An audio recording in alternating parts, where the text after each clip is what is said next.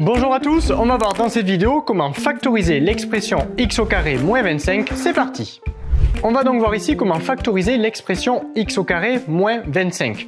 Il s'agit ici d'un classique dans les exercices de factorisation, puisqu'en effet, on retrouve très fréquemment l'expression x au carré moins 25 dans les exercices de factorisation, et je juge important de connaître par cœur la factorisation de cette expression-là.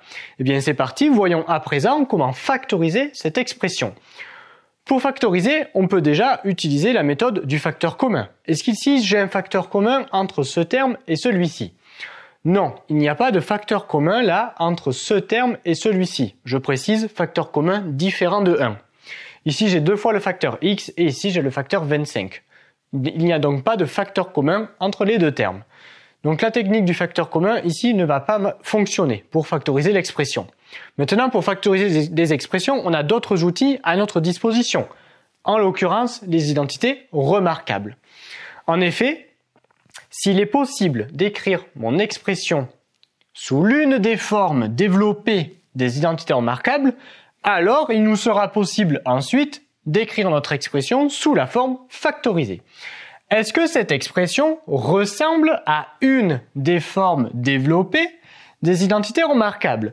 Déjà, quand je regarde mon expression, je vois que je n'ai que deux termes. Or, dans les deux premières identités remarquables, ici, dans la forme développée, j'ai trois termes. 1, 2, 3, 1, 2, 3. Donc, a priori, on ne va pas utiliser les formules des deux premières identités remarquables pour factoriser cette expression. Si je regarde la forme développée de la troisième identité remarquable, j'ai deux termes. C'est bon, moi aussi j'en ai deux. Et entre les deux termes, il me faut un signe moins.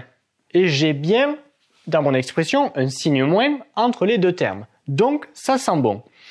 Maintenant, il faut que j'écrive mon expression sous la forme a au carré moins b au carré. C'est-à-dire un nombre élevé au carré moins un autre nombre, lui aussi élevé au carré.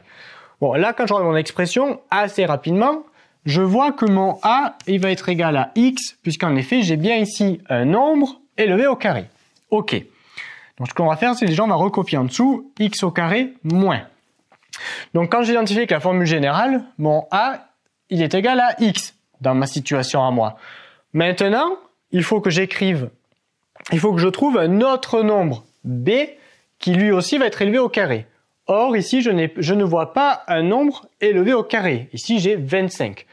Est-ce qu'il ne va pas être possible de modifier l'écriture de 25 pour faire apparaître ici un nombre élevé au carré? Autrement dit, est-ce qu'il existe un nombre qui, multiplié par lui-même, va me donner 25? Bien si. Qui fois lui-même me donne 25? Eh bien 5 au carré, c'est bien égal à 25. Et là, je suis content, puisqu'en effet, j'ai bien fait apparaître ici, dans le deuxième terme, un nombre b élevé au carré. Donc, quand j'identifie ici, mon b, il est égal donc à 5. Et maintenant, j'ai presque terminé, puisqu'en effet, j'ai bien écrit mon expression sous la forme a carré moins b carré. Par conséquent, il va m'être possible d'écrire mon expression sous la forme factorisée, en utilisant ici la formule de l'identité remarquable. Donc on va déjà préparer le squelette. A moins B, facteur de A plus B. Et maintenant je complète avec mes valeurs à moi. Mon A, dans ma situation, on a dit qu'il était égal à X, que j'écris donc ici et ici. Et mon B, à moi, il était égal à 5, que je complète ici et ici. Voilà la forme factorisée de l'expression x au carré moins 25, eh bien c'est égal à x moins 5 facteur de x plus 5. Cet exercice est désormais terminé, abonne-toi à la chaîne si ce n'est pas déjà fait et on te dit à très vite dans une autre vidéo de Petit Savant.